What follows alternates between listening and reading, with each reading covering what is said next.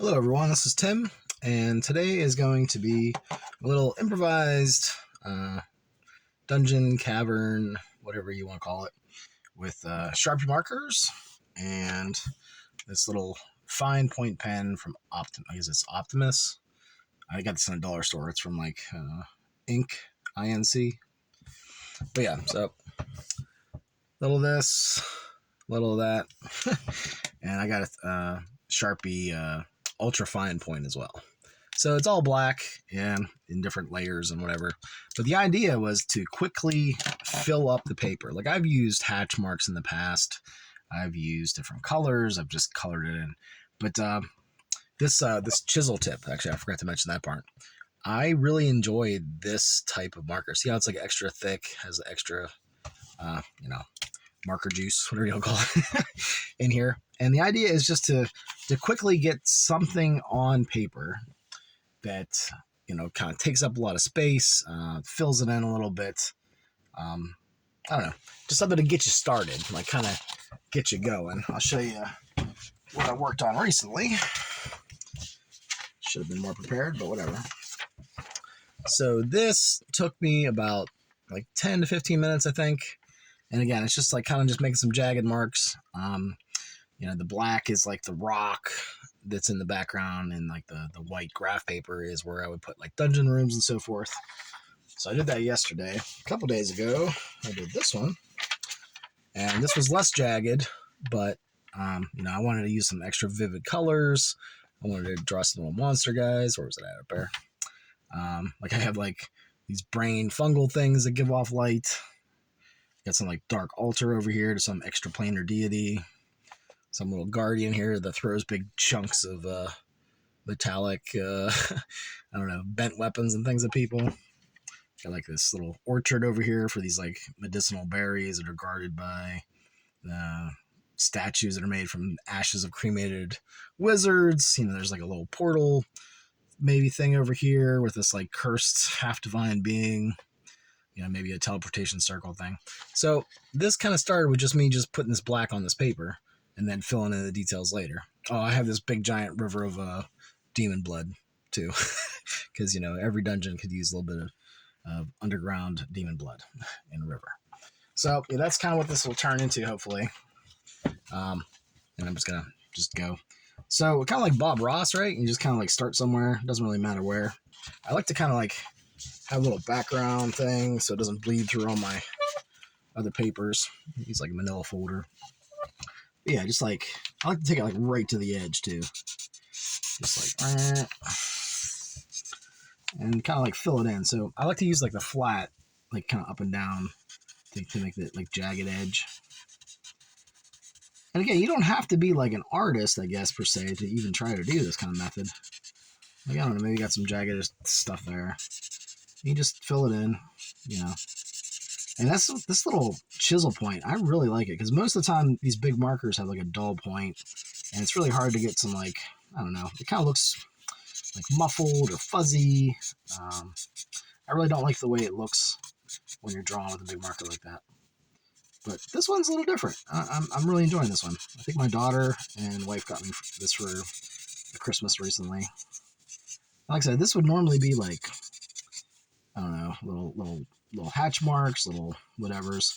But I like the really strong contrast between like the white parts and the dark.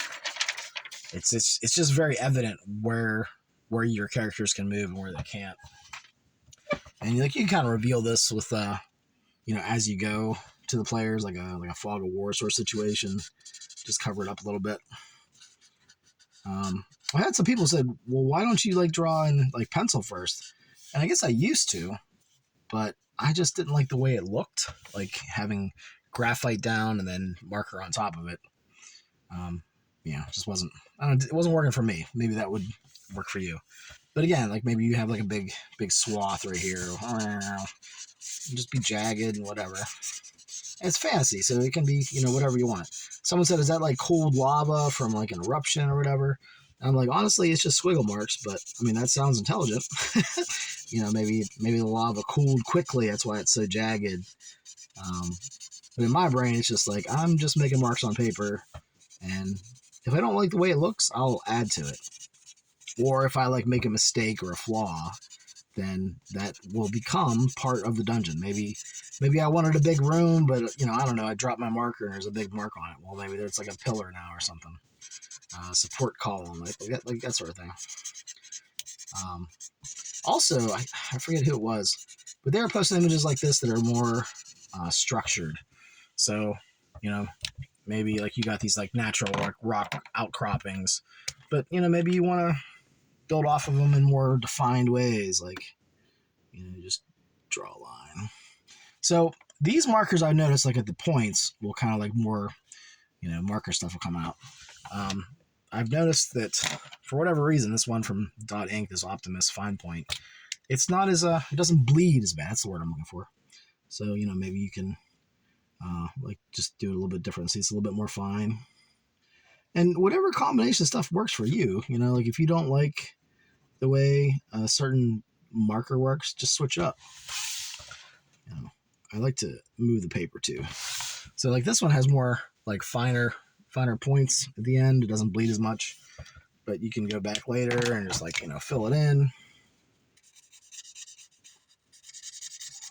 You can do it like sometimes I'll do like the most of the block or whatever with like a big marker, and if I want to do more fine point, fine work, I'll get the smaller one out just to kind of fill it in. So you can kind of see that like this is like more squarish, it follows the lines more, and this is more chaotic. And I like the combination of both, like so like maybe you can build off here, make some thicker rooms or whatever.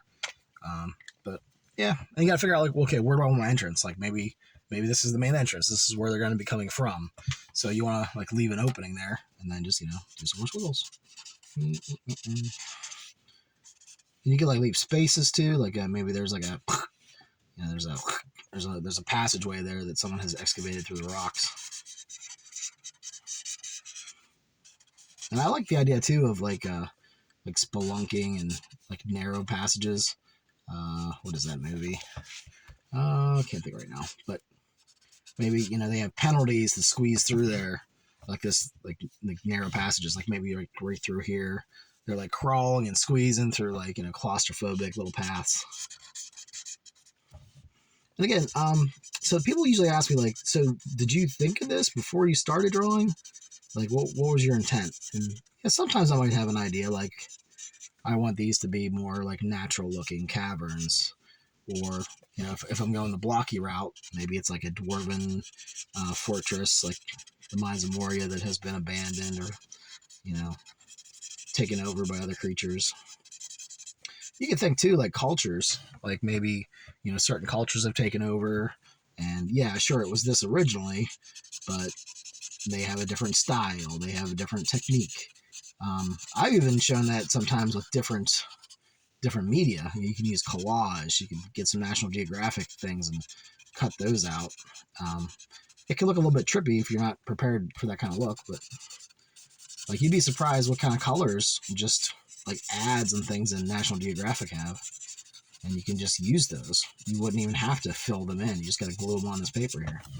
So you can kind of see that it doesn't take too long. I like the way marker just kind of dries quickly, so it's not like smudging all the time. You can draw with like, I don't know, like a piece of like 3x5 or whatever, and put your like knuckles on it as like a base to draw with.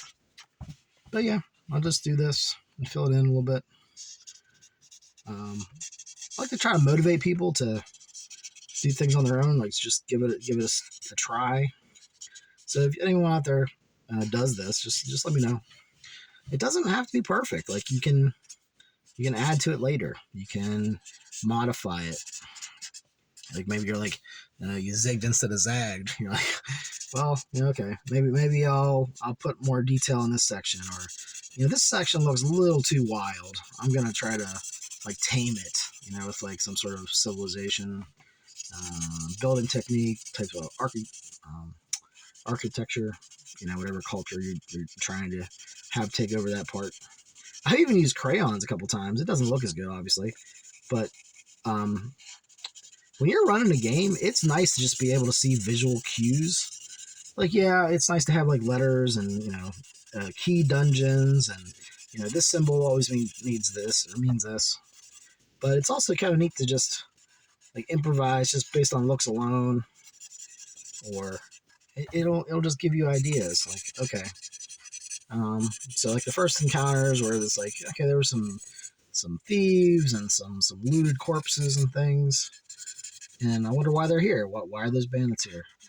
Maybe they retreated to this natural cave site because it's close to shipping lanes, or um, you know, like the Oregon Trail of the fantasy world, where there's lots of settlers moving into an area, and they're easy pickings. Yeah, whatever. A lot of times I find that the art inspires me more than text. I'm more of like a visual person. I'm not like a serious artist anymore. I told Burn Nightly, I forget what his YouTube channel is, but I told him a lot of times I'm that artist that doesn't do anything for months, like just nothing, and then all of a sudden, maybe my daughter will show me a drawing or whatever, and she'll motivate me to do something, or sometimes she just asks me. So again, where are we at? Okay, this is taking me longer because I'm talking, but already you can kind of see that there's an entrance here. It comes down here. You have choice here, choice there, option to go this way. Yeah, maybe you can put more over here. Maybe this side is the crazy side, right? And then you're going to go through and be more blocky and walls and more organized. So we got like law and chaos on different sides.